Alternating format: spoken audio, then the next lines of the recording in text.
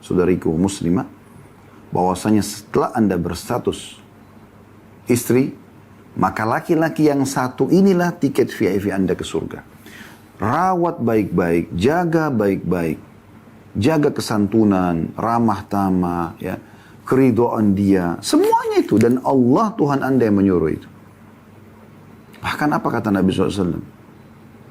Ya, tidak ada seorang istri yang meninggal dunia dan suaminya ridha, merasa kehilangan karena selama hidup luar biasa untuk suaminya semua, kecuali pasti masuk surga. Jangan Anda meninggal sementara pas meninggal suami Anda mengatakan alhamdulillah dia meninggal.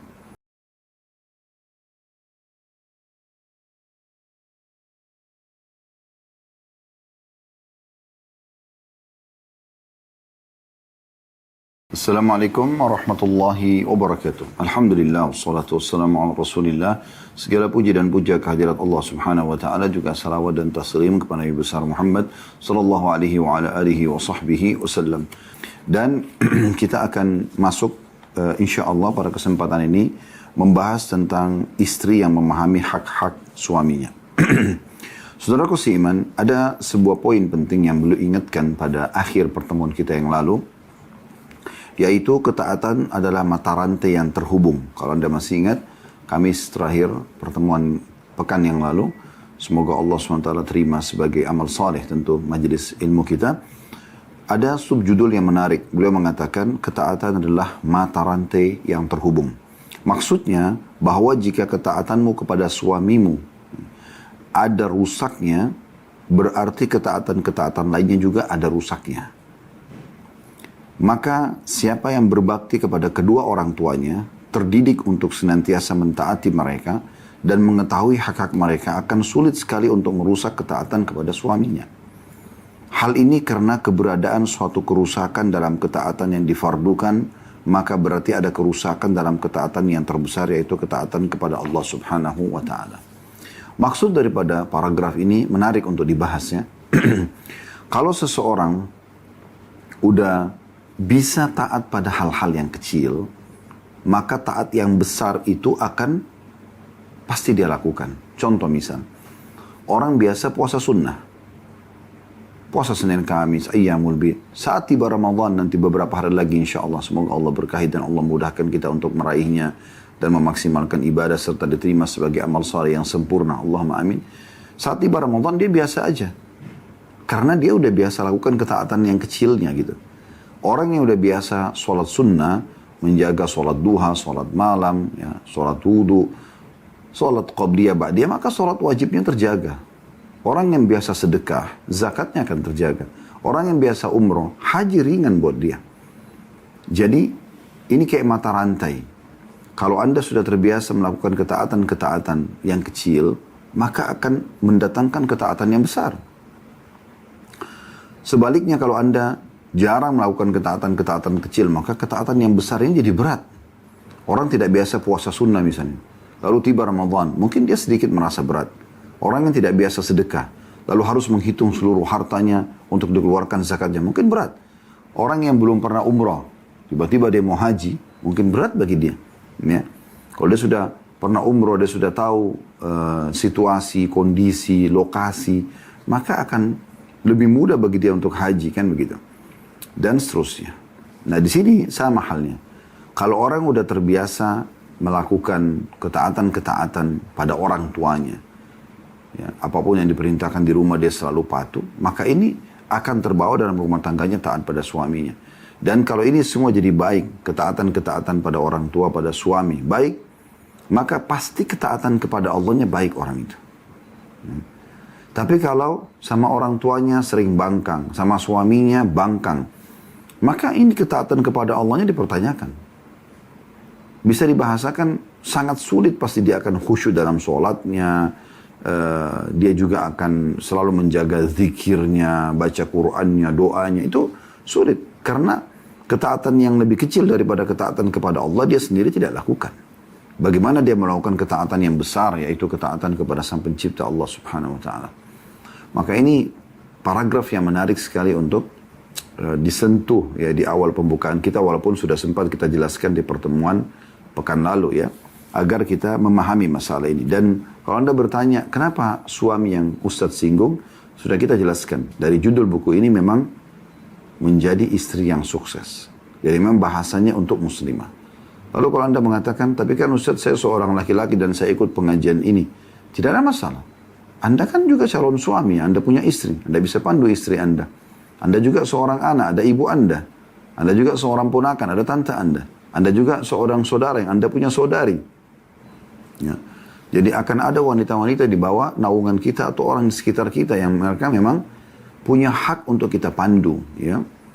Apalagi kalau Allah amanahkan seseorang lebih dari satu anak perempuan, lebih dari satu saudari perempuan misalnya. Ya. Atau dia juga memiliki lebih dari satu ibu, misalnya ibunya, ibu kandungnya dia, tapi ada juga istri-istri ayahnya, misalnya kalau ayah poligami, atau ada ibu susuannya dia. Jadi semua ini memang perlu diketahui. Tapi memang fokusnya kepada para muslimah. Dan saya terus terang tergelitik untuk membahas buku ini, bukan karena teman-teman panitia memang mayoritasnya ibu-ibu dan akhwat kita, atau ummahat kita dan akhwat kita. Tetapi yang saya melihat memang poin ini adalah poin yang sangat penting. Kapan seorang muslimah itu baik, ya, dan dia jalankan tugasnya sesuai dengan apa yang Allah perintahkan, saya sangat yakin masyarakat juga akan baik. Kapan dia rusak, rusak semuanya. Ya. Kalau seorang wanita itu tidak mau melakukan kemaksiatan, tidak mau berzina misalnya, maka tidak bisa terjadi perzinahan itu. Makanya yang dijual adalah wanita-wanita supaya mereka jadi perempuan pelacur, wa na'udzubillah. Gitu kan? Kalau laki-laki jarang terjadi. Kalau perempuan sudah ingin melakukannya, maka dia akan bisa menjadikan perbuatan tersebut terjadi. Walaupun mungkin dia punya kekurangan secara fisik misalnya. Atau kekurangan paras wajah. Tapi dengan sifat dia sebagai wanita, ya, ada karakter dasar ya, kelembutan dan segala. Itu bisa membuat terjadi. Tapi kalau dia sudah tidak mau, maka tidak akan terjadi kecuali memang pemerkosaan, wa na'udzubillah. Memang mereka ini punya pengaruh sangat besar, Bu. Ya. Anda ini, ibu-ibu sekalian, punya pengaruh yang sangat besar. Berapa banyak suami yang sukses karena di belakangnya ada seorang istri yang salihah.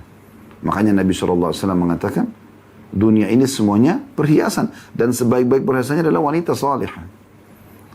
Dan sebuah nikmat yang tidak terkalahkan sangat besar bagi seorang laki-laki pada saat dia dikaruniai seorang istri yang salihah.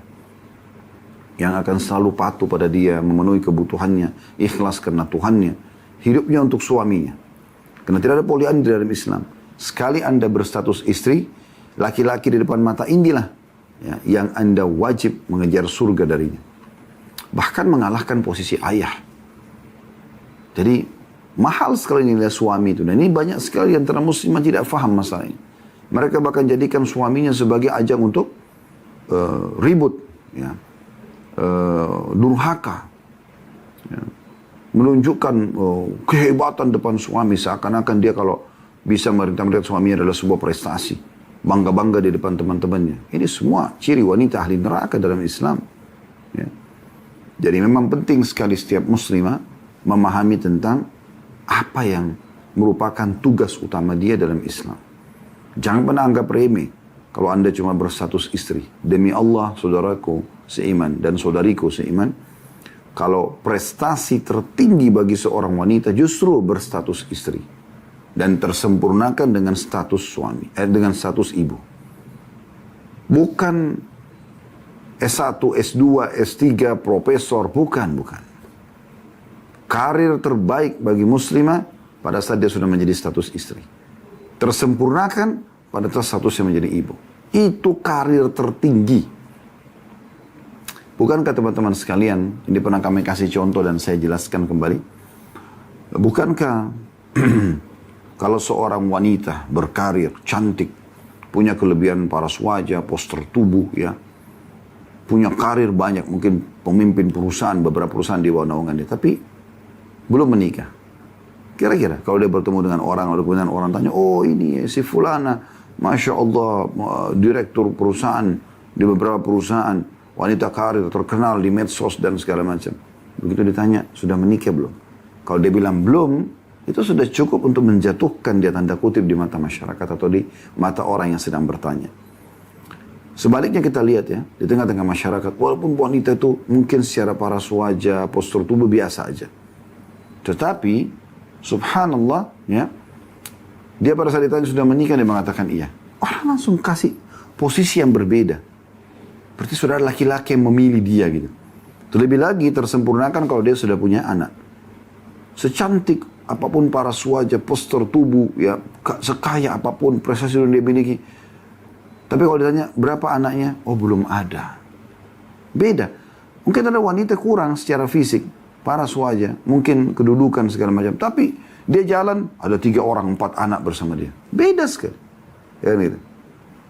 Maka renungi baik-baik wahai muslimah.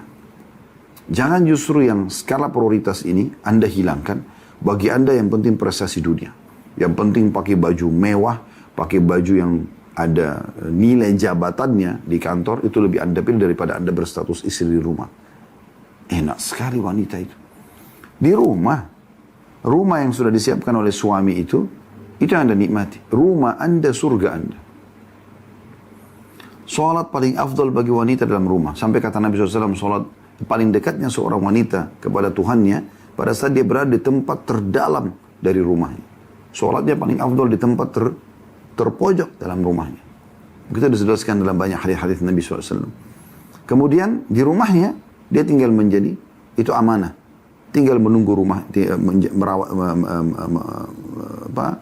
merawat ya, rumahnya, menjaga kebersihannya, kerapiannya, ya. Piring, sendok, spray, lemari, segala macam lah. Yang berurusan sama rumah, ibu-ibu lebih tahu dari kami semua. Itu jangan dianggap remeh. Suami pulang tinggal dilayani, punya anak tinggal ngurus anak, selesai. Salat 5 waktu kalau azan, meninggal masuk surga. Begitu kan hadis yang sering kita ingatkan. Kata Nabi SAW, ini wasiat Nabi luar biasa. Idza shallatil mar'atu khamsaha. Kalau seandainya seorang wanita menjaga 5 waktu salatnya. Wasama syahraha. Dan dia berpuasa bulan Ramadan. Tidak disebutkan sunnah-sunnahnya. Tidak ada salat sunnah, tidak ada puasa sunnah. Wa ata'at zawjaha. Dan dia mentaati suaminya. Dakhalat min ayyi abwabi jannati thamaniya sya'at. Maka dia akan masuk dari 8 pintu surga yang mana dia mau. Jadi mudah sekali. Kenapa Anda meninggalkan tiket VIP ke surga ini dengan sibuk dengan kegiatan-kegiatan di luar sana? Bukan tidak boleh, tapi jangan tinggalkan pekerjaan utama ini. Baik teman-teman sekalian, kita akan masuk ke judul kita pada kesempatan ini insyaAllah. Istri yang memahami hak-hak suaminya. Disebutkan di sini, saya bacakan di halaman 28 bagi teman-teman yang pegang bukunya. Salman Al-Farisi radhiyallahu anhu menikah dengan seorang wanita kindah. Ketika ia bersua dan berdua dengannya, ia mengatakan, apakah engkau akan mematuhi perintah-perintahku? Istrinya menjawab, aku duduk di majelis orang yang ditaati. Maksudnya, bagaimana seorang wanita faham ini? Begitu dia menikah dengan seorang laki-laki, titah apapun dari laki-laki yang sekarang sudah dipilih jadi suaminya, yang dia terima ya akad nikahnya, adalah wajib dia patuhi. Lalu kata beliau di sini, semoga Allah SWT merahmatinya. Sungguh ia betul-betul memahami perintah Rasulullah SAW, maksudnya wanita ini, istri daripada Salman Al-Farisi. Sehingga ia pun tidak menjawab lebih daripada itu. Dia mengatakan, aku duduk di majelis orang yang akan aku taati. Yaitu perkataan aku duduk di majelis orang yang ditaati. Yakni engkau telah menjadi suamiku dan hakmu atasku ialah ketaatan. Perintahkanlah apa yang engkau sukai. Selamat bagi perempuan yang demikian permulaannya. Ini awal judul hidup setiap muslimah. Taat sama suami karena Allah. Selama bukan maksiat, iya semuanya. Semuanya iya. Ayo kita jalan sini ya, ayo kita duduk sini ya, ayo biologis ya, ayo kita makan ini. Iya semuanya. Dan subhanallah, fitrah laki-laki. Allah sudah ciptakan begitu sebagai pencipta. Kalau dia ditaati seperti ini, yang ada yang muncul rasa cinta. Kangen selalu, rindu sama istrinya. Karena setiap kali ini, iya, setiap kali ini. Bagaimana gak dirindukan wanita begini? Tapi kalau ada wanita, ayo kita ke sini. Ah enggak, saya nggak mau. Ah enggak, gini. Semuanya enggak. Ya udah, suaminya akan cari tempat lain. Karena memang tidak bisa diajak ngobrol orang ini. Jarang sekali senyum, yang ada cemberut, tutur katanya kasar, tangannya selalu di pinggang seakan-akan seorang ya, pemilik rumah yang mau menghardik orang yang sedang numpang di rumahnya, padahal suaminya pemilik rumah. Buka pintu, saudariku muslimah, sambut dengan senyum.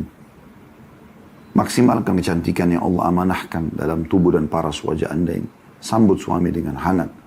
Ya. Bantu dia angkat tasnya kalaupun dia datang.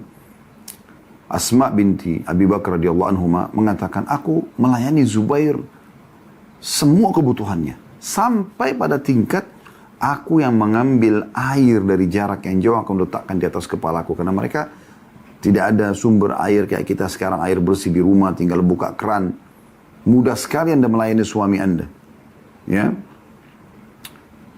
Air tinggal ambil dari dispenser, masak dapur dekat, semuanya gampang dengan ada air bersih di rumah kita, Masya Allah. Orang zaman dulu keluar cari sumur, ngambil. Bahkan kata Asma radhiyallahu anha, dan aku yang menggantikan sepatu kudanya Zubair. Coba bayangkan, mereka luar biasa mengejar surga dari suaminya.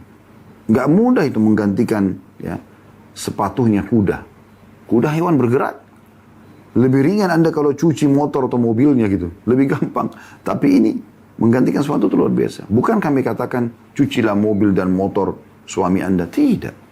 Maksudnya lihat bagaimana Asma, anak dari manusia terbaik di umat ini setelah Nabi Muhammad SAW, yaitu Abu Bakar radhiyallahu anhu majma'in. Dididik oleh ayahnya Abu Bakar menjadi seorang istri yang luar biasa mengejar surga dari suaminya. Dan ini yang harusnya difahami oleh setiap muslim. Bagaimana dia mengejar dan meraih surga dari suami. Saya sudah bahasakan tadi dan saya akan ulangi dan akan sering saya ulangi, saudariku muslimah, bahwasanya setelah Anda berstatus istri, maka laki-laki yang satu inilah tiket VIP Anda ke surga.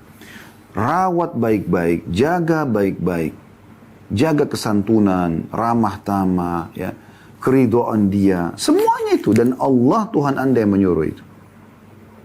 Bahkan apa kata Nabi SAW?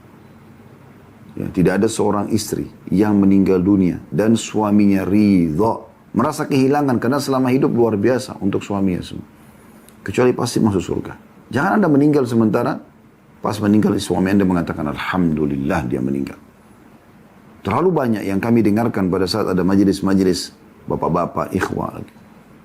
Keluhannya istri kasar, keluhannya istri cerewet, permintaannya banyak dan segala macam. Kenapa harus begini wahai saudariku muslimah? Materi kita pada saat ini mengajak Anda untuk menyadari jangan itu dunia sebentar.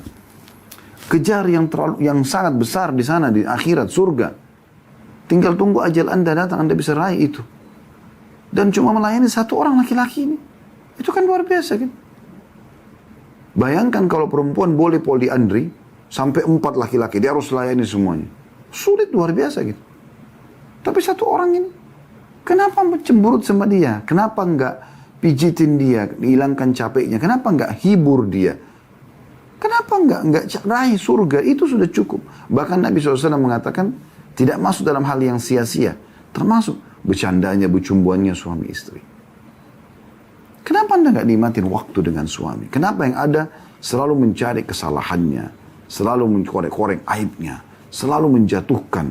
Kenapa bukan kelebihannya yang Anda angkat? Bukankah Anda pakaian buat suami Anda?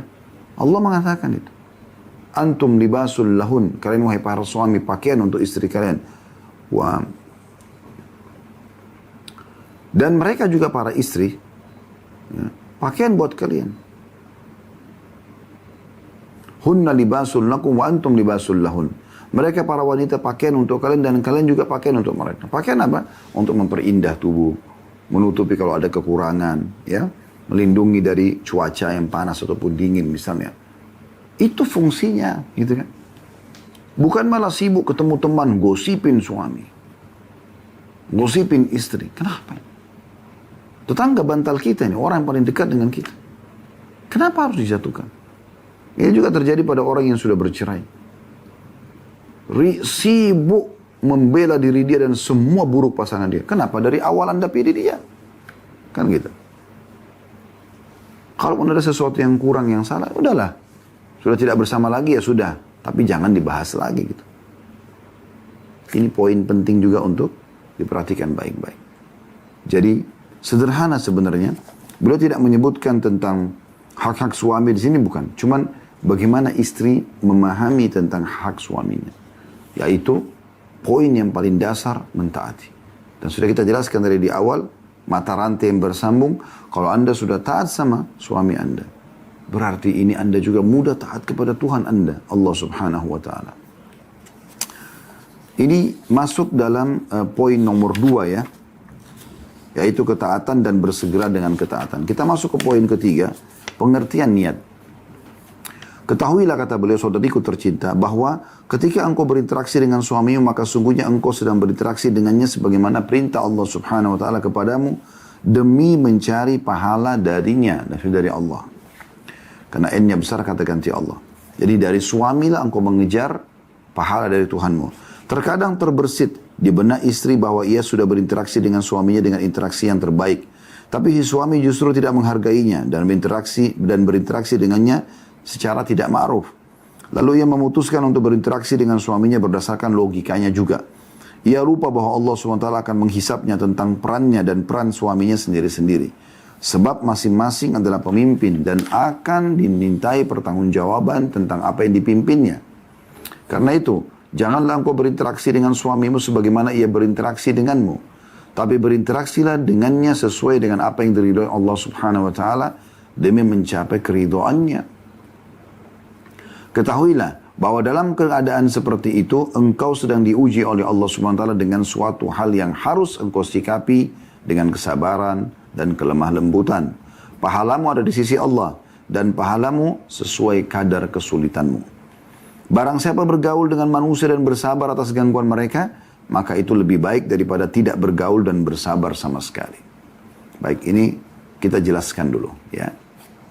Paragraf ini penting sekali untuk dibahas.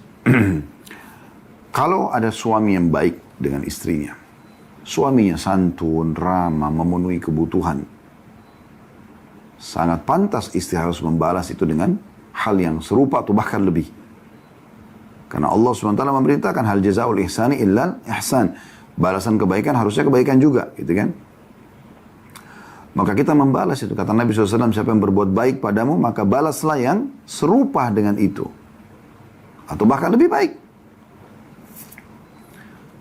Di sini disinggung oleh beliau, Dr. Najla, kalau seandainya ada suami yang kurang baik muamalahnya.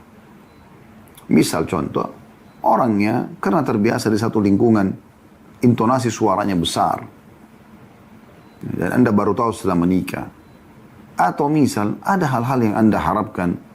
Misal contoh, Anda berharap dia lebih romantis, suka memberikan hadiah. Tapi bawaannya bukan begitu orangnya. Bawaannya sedikit agak kaku misalnya. Ya. Bukan seperti suami yang Anda harapkan gitu. Yang setiap saat bisa manjakan Anda, memeluk Anda segala macam. Dia memang bawaannya kaku. Menjaga wibawa misalnya. Ini kan ujian dari Allah Subhanahu wa Ta'ala. Jangan, kata Dr. Najla di sini, Anda membalas itu dengan bersikap yang serupa dengan dia. Anda pun cuek. Anda pun tidak mau. Enggak, itu PR buat Anda, itu ujian.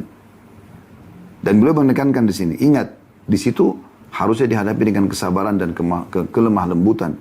Dan ingat, ya, semua itu atau kadar akan dibalas oleh Allah SWT dan kadar pahalanya akan besar kecilnya sesuai dengan beratnya kesulitan yang sedang Anda hadapi. Ini sesuai dengan hadits Nabi SAW ya. Inna idhamal ajri ma'idhamal bala. Sesungguhnya besarnya kadar pahala sesuai dengan besarnya cobaan yang datang. Ya. Jadi kalau misalnya ada ujian dari suami Anda, makin berat Anda rasa dan Anda bersabar. Anda menerima sebagai keputusan Allah lalu kemudian Anda coba lalui. Ya, sambil terus memohon petunjuk kepada Allah SWT. Maka itu pahalanya lebih besar dibandingkan memang tidak ada ujian dari suami gitu. Anda tinggal taat saja. Itu ya, beda kadar pahalanya. Karena kita menikah dengan manusia. Tentu kita berharap idealnya laki-laki ini sempurna seperti yang kita harapkan. Tapi ada orang yang diuji begini. Apalagi kalau dia menikah dengan laki-laki yang bukan saleh. Bukan landasannya agama dari awal. Landasannya hanya tampannya, karyanya. Mau beragama nggak beragama nanti aja urusan nanti. Bahkan nikah sama playboy, ya. Gonta ganti laki-laki. Gonta ganti perempuan, mohon maaf. Gonta ganti perempuan. Ya. Anda wahai muslimah yang sudah tahu sebelum menikah laki-laki yang Anda nikahi ini mungkin Anda adalah pacar yang ke-100-nya misalnya. Lalu Anda berbangga menjadi istrinya. Jangan heran kalau nanti dia selingkuh.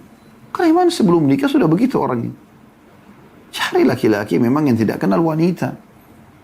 Laki-laki saleh. Di mana mereka Ustaz? Di masjid. Azan mereka di saf pertama. Ya. Mereka dari pendidikan agama. Memang harus begitu.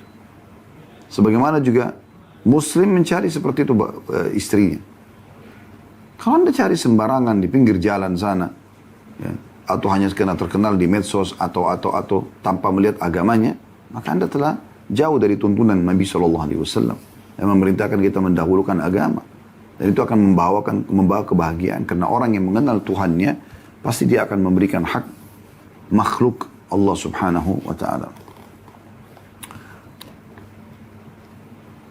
Dan beliau mengatakan barang siapa yang bergaul dengan manusia dan berusaha dan bersabar atas gangguan mereka lebih baik daripada orang yang tidak bergaul dan bersabar sama sekali. Ini karena ada hadis Nabi SAW yang berbunyi seperti itu ya. Untuk orang mukmin yang berbaur sama manusia, bersabar dengan cobaan mereka, itu lebih afdal daripada seorang mukmin yang pergi ke gunung lalu menyendiri lalu ibadah kepada Allah Subhanahu wa taala tanpa ada cobaan. Karena pahala sabar hanya didapatkan kalau cobaan sedang datang. Baik, kemudian ada subjudul di sini beliau mengatakan luruskan niatmu di awal-awal memulai kehidupan rumah tangga. Isi daripada subjudul ini adalah rumah tangga yang sukses adalah rumah tangga yang diliputi kebahagiaan. Kita sepakati dulu. Dan pasti orang kalau ditanya mau bahagia nggak? Jawabannya pasti iya. Ya. Hal itu hanya akan terwujud dari sela-sela perangai baik suami istri dan kesungguhan mereka menciptakan kegembiraan ke dalam rumah. Masing-masing berusaha menyelipkan rasa bahagia di hati pasangannya. Nah ini bahasa yang pekah dari seorang wanita ini ya. Masing-masing, karena penulisnya wanita di sini, masing-masing memasukkan rasa bahagia dalam hati pasangannya. Apa yang pasangannya suka dilakukan, apa yang tidak suka ditinggalkan. Udah nikmatin waktu, nikmatin apapun bersama dia. Bahagia dunia, bahagia akhirat. Masing-masing mengetahui bagaimana memanfaatkan setiap detik kebahagiaan dan kejernihan dalam kehidupan mereka berdua. Bukan malah saling diam-diam, buang-buang waktu. Ada pasangan maksimalin waktu selama bersama. Per detiknya. Merasa rugi lah kalau ada detik waktu di mana Anda sibuk sendiri, pasangan sibuk sendiri. Padahal kesempatan nyari pahala. Apalagi Anda sebagai wanita. Gitu. Suami saya Ustadz, biasanya ada gitu ya. Lebih pentingkan handphonenya daripada saya. Baik, cari jalan supaya Anda lebih hebat daripada handphone itu. Anda harus bisa cari jalan. Sambil berdoa kepada Allah SWT dan lakukan hal-hal yang bisa membuat dia tertarik. Pasti. Kalau ada sesuatu yang menarik buat dia, pasti dia akan tertarik. Itu umum sifat manusia kan. Kata beliau, karena itu hendaknya yang senantiasa menjadi sloganmu ialah menciptakan kegembiraan dalam hati keluargamu. Balasan itu tergantung jenis perbuatan itu sendiri. Artinya kalau kita biasa sudah niat mau membahagiakan, maka secara otomatis ya dengan izin Allah Subhanahu wa taala juga akan ada respon kebahagiaan itu yang datang dari pasangan kita. Kata beliau, maka bayangkanlah bagaimana kehidupan yang masing-masing pasangan berusaha membahagiakan yang lainnya. Suami bagaimana cari apa yang bisa membuat gembira istrinya. Apa yang istrinya lama berusaha dengan rumah ini akan banyak waktu berlama-lama di rumah, maka dia buat rumah itu senyaman mungkin. Dekorasinya, fasilitasnya, sehingga membuat istri nyaman di rumah. Apa saja yang dia bisa buat istrinya senang di rumah, dilakukan sama dia. Nah, istri balik respon dong harusnya. Begitu suami datang, bagaimana dia merespon dengan hal yang membuat suaminya nyaman, tentram di sebelah dia. Bau badan, sudah kita singgung beberapa pertemuan lalu ya. Bau mulut, nafasnya, penampilan pakaiannya. Ini halal Anda lakukan di depan suami Anda. Jangan kaku. Harus Anda ubah pola Anda yang selama ini kaku itu. Kemudian beliau mengatakan kegembiraan akan menemani kesendirianmu dalam kuburmu dan memasukkanmu ke dalam surga. Ini subjudul yang lain. Tapi masih di poin nomor 3 tentang masalah niat ya. Kegembiraan akan menemani kesendirianmu di dalam kuburmu dan memasukkanmu ke dalam surga. Dari Aisyah radhiyallahu anha, beliau mengangkat dalilnya, ia berkata, Rasulullah SAW bersabda, "Man adkhala ala ahli baiti minal muslimina sururan, lam yardallahu lahu thawaban dudal jannah." Barang siapa yang memberikan kegembiraan kepada satu keluarga muslim, maka tidak ada balasan yang diridhai Allah untuknya selain surga. Hadis ini diriwayatkan oleh At-Tabarani. Nabi SAW juga bersabda, "Ma adkhala rajulun ala rajulin mu'minin sururan illa khalaqallahu min dzalika sururi malakan ya'budullaha wa yuwahhiduh. Fa idza sara al-'abdu fi qabrihi atahu dzalika surur fayaqul amma ta'rifuni fayaqulu lahu man anta fayaqul ana as-sururu alladhi adkhaltani ala fulan ana al-yawmu unisu wahshataka wa ulkinaka hujjataka wa uthbituka bil qawli ats-tsabit wa ashhadu mashahidaka yawmal qiyamah wa ushfi'u laka ila rabbika wa urika manzilataka fil jannah." Artinya, tidaklah seseorang memberikan rasa kegembiraan kepada seorang mukmin, melainkan Allah menciptakan dari kegembiraan itu malaikat yang senantiasa beribadah kepada Allah dan mengesahkannya. Jika hamba itu dimasukkan dalam kuburnya, maka kegembiraan itu datang seraya berkata, "Tidakkah engkau mengenalku?" Ia bertanya si mayit ini, "Siapa engkau ini?" Kegembiraan itu menjawab, "Aku adalah kegembiraan yang engkau masukkan ke dalam hati si fulan. Pada hari ini, aku akan menemani kesepianmu, menuntunmu dalam menyampaikan hujahmu," ya argumentasi, supaya bisa menjawab pertanyaan malaikat.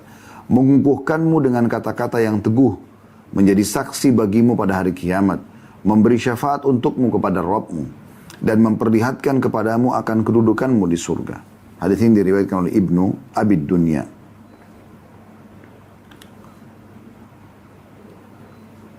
Kemudian juga Rasulullah SAW bersabda di dalam hadis diriwayatkan oleh Tabarani, "Inna ahabbal amali ila Allah ba'dal faraidi idkhalus sururi 'alal muslim." Amalan yang paling dicintai Allah setelah amalan fardu ialah memberikan kebahagiaan kepada seorang muslim. Jadi maksudnya dari dalil ini Anda bisa bayangkan bagaimana ya memasukkan kegembiraan di hati suami sehingga dia sangat nyaman, sangat tentram. Setiap detiknya bagi Anda mahal sekali kalau lagi ada suami bersama Anda. Anda maksimalin, masukkan kebahagiaan, ketentraman. Ya, jangan Anda justru menjadi beban buat dia. Suami datang dalam kondisi capek sekali. Mungkin dia sudah memberikan isyarat, "Saya capek sekali." Anda langsung cemberut. Wah, mentang-mentang tadi sudah kumpul sama teman-teman, sekarang giliran waktu buat saya malah capek misalnya. Atau ada suami tiba-tiba kelihatan saking capeknya, letihnya, tiba-tiba tertidur. Cemberut, marah. Ukhti muslimah. Dia juga manusia. Dan Allah Tuhan Anda sedang menilai Anda di sini. Biarkan dia istirahat. Setelah dia istirahat, Anda baru kemudian coba. Ya, penuhi hajat Anda kalau Anda inginkan apa yang Anda ingin bicarakan. Biarkan orang merasa nyaman, tentram. Baru kemudian Anda coba penuhi dengan yang lainnya. Ingat selalu, ini adalah hubungan Anda dengan Tuhan Anda, Allah Subhanahu wa Ta'ala. Di dalam riwayat lain, min afdalil amali idkhalus sururi 'alal mu'min. Taqdi anhu dainan, taqdi lahu haja, tunaffisu lahu qurba. Ya, kata Nabi SAW, dan hadis ini hadis yang sahih. Ya, sebelumnya ada hadis yang lemah, tapi penulis mengatakan di sini bahwasanya Syekh Albani melemahkan riwayat yang sebelumnya, tapi ini dari riwayat yang sejalan dan beliau mensahihkannya. Salah satu amalan yang paling baik adalah memberikan kebahagiaan kepada seorang mukmin, yaitu dengan cara melunasi utangnya, memenuhi kebutuhannya, dan meringankan kesulitannya. Ya. Jadi ada poin yang harus difahami, dan itu memasukkan kegembiraan dalam hati pasangan, istri kepada suami, suami kepada istri, orang tua pada anak, anak pada orang tua, atau secara umum. Ya, memasukkan kegembiraan dalam hati seorang muslim adalah amal yang sangat dicintai oleh Allah Subhanahu wa Ta'ala. Kemudian subjudul terakhir dalam poin nomor 3 masalah pengertian dan perbaikan niat ini agar kalian hidup paling bahagia. Beliau mengatakan di bawah subjudul ini, salah satu sarana terpenting yang bisa mengikat dua hati dan menyatukannya layaknya satu tangan dan satu hati, sehingga syaitan pun tidak bisa mencabit-cabitnya, ialah hidup bersama, menikmati ibadah dan rasa ketaatan kepada Rabb. Setiap kali hari berlalu, ikatan keduanya semakin bertambah kuat dan syaitan pun semakin menjauh. Jadi beliau ingin titip pesan di sini, kalau mau kebahagiaan yang sebenarnya adalah justru di saat suami istri itu beribadah bersama. Kalaupun mereka saling melayani, saling memenuhi kebutuhan, maka karena Allah SWT. Dan juga ibadah-ibadah bersama. Kalau lagi zikir, kita zikir yuk bersama, atau tadabbur baca ayat Al-Quran, atau sholat malam bersama, ini dilakukan. Atau berpuasa Senin Kamis bersama, lalu janjian nanti buka puasa. Ini indahkan ya hubungan suami istri itu. Itu yang Allah inginkan dan itu kenikmatan. Anehnya kenapa ada orang justru dia memperindah hubungan dengan orang-orang yang haram bagi mereka. Bukan suami istri. Tapi suami istri justru tiap hari bertengkar, tiap hari ribut. Tatapan-tatapan mata yang tajam, ucapan kata-kata yang kasar. Kenapa ini? Ini semua dari syaitan. Tapi syaitan, kata beliau di sini, bisa justru menjauh di saat Anda sama-sama beribadah, niatkan ibadah. Bagaimana mungkin syaitan bisa menyusup di antara keduanya sedangkan keduanya senantiasa dalam ketaatan? Salat malam bersama, berpuasa bersama, membaca Al-Quran bersama-sama. Ibadah yang dilaksanakan secara bersama-sama akan melembutkan hati keduanya. Maka bagaimana mungkin orang yang beribadah bersama-sama akan bersengketa hanya karena sesuatu yang remeh? Sedangkan di antara kedua terdapat perkara yang jauh lebih besar daripada itu, yaitu ketaatan kepada Allah Subhanahu wa ta'ala. Ini poin yang ketiga tentang masalah pengertian niat dan perbaikan penataan niat dalam rumah tangga. Baik teman-teman sekalian, kita melanjutkan dengan poin yang keempat.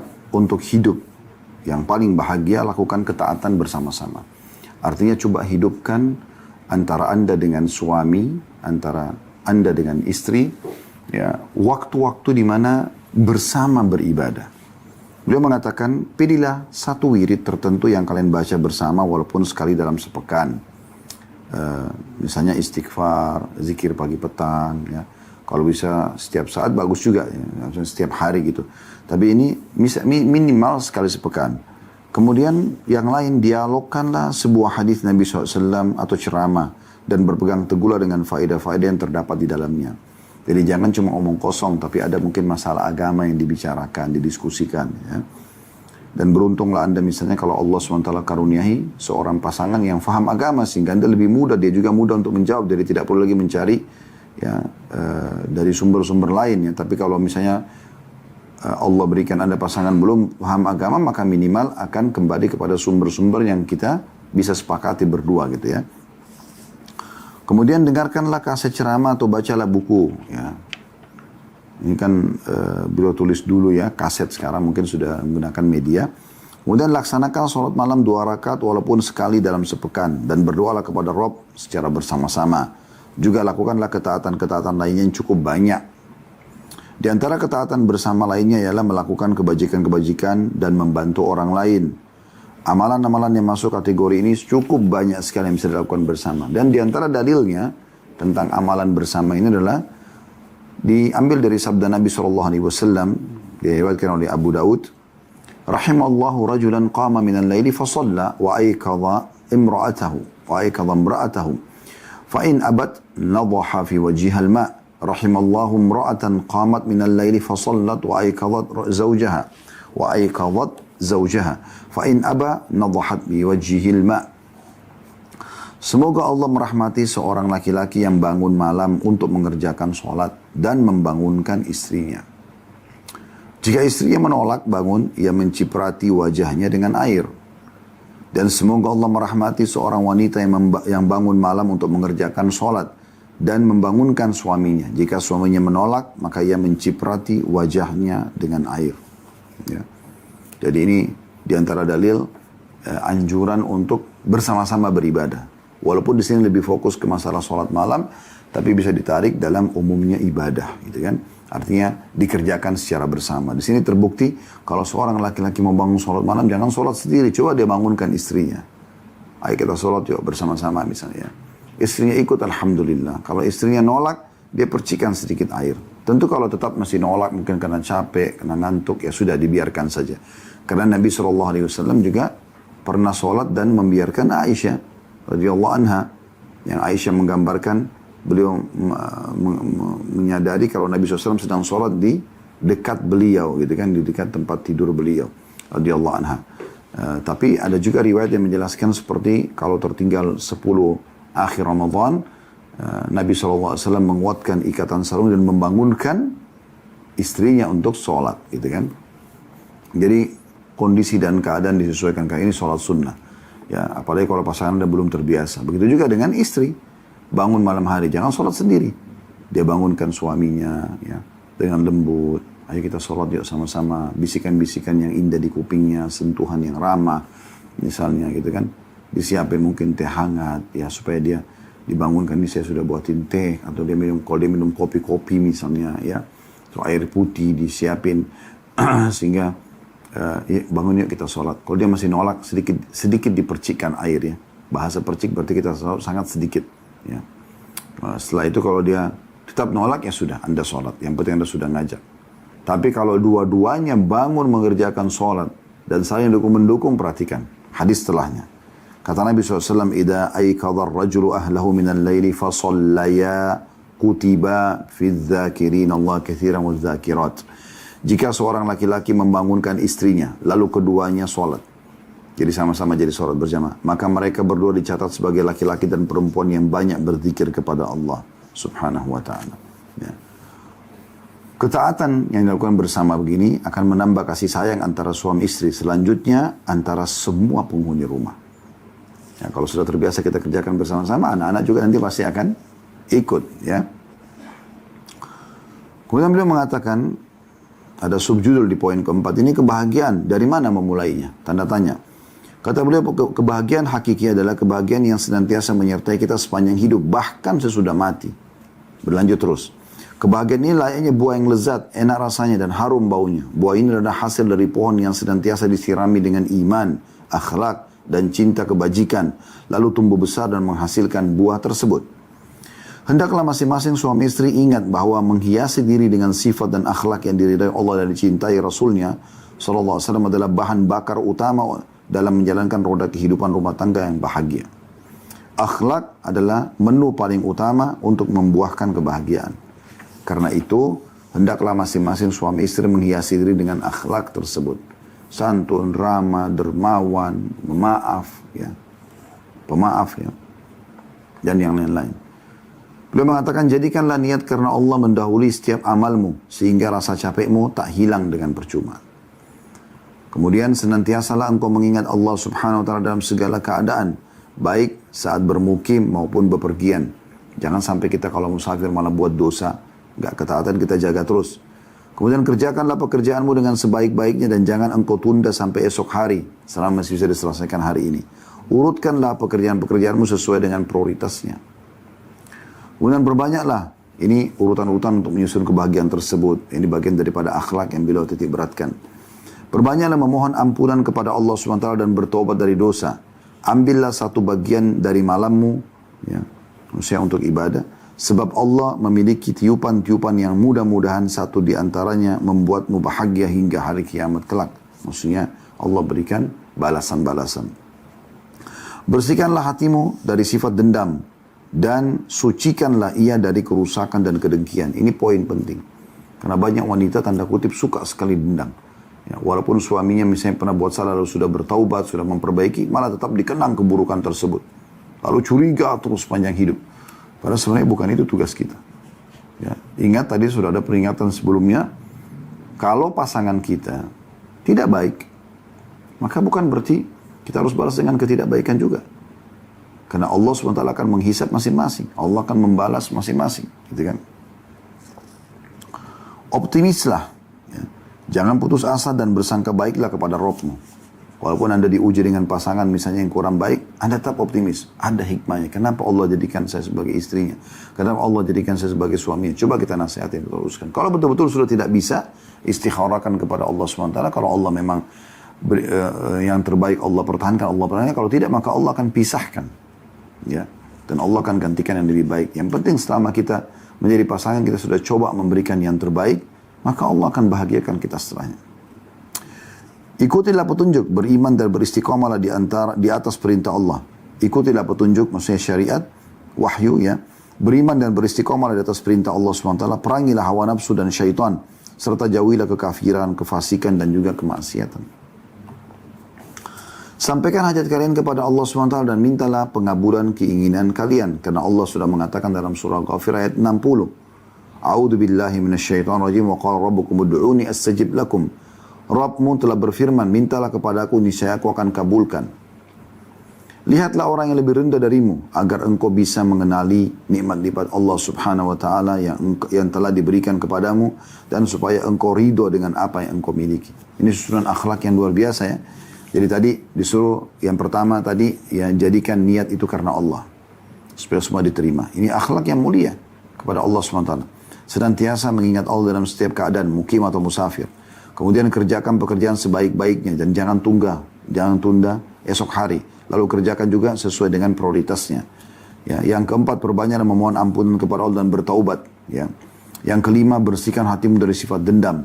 Yang keenam, optimislah, jangan putus asa dan selalu sangka baik dengan Allah. Yang ketujuh, ikuti petunjuk. Ya. Beriman dan beristiqamah di atas perintah Allah. Perangi hawa nafsu, syaitan yang berusaha untuk menyesatkan. Selanjutnya, ya pesan beliau, ini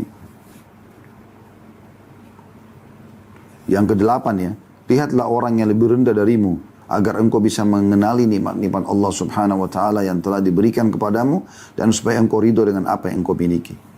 Jangan lihat teman yang lebih tampan suaminya, lebih kaya suaminya, tidak akan berterima kasih pada Allah.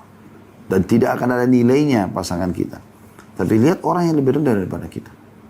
Lihat orang yang lebih kurang secara fisik mungkin, secara ekonomi, ya, pasangannya gitu kan. Maka Anda akan selalu bersyukur.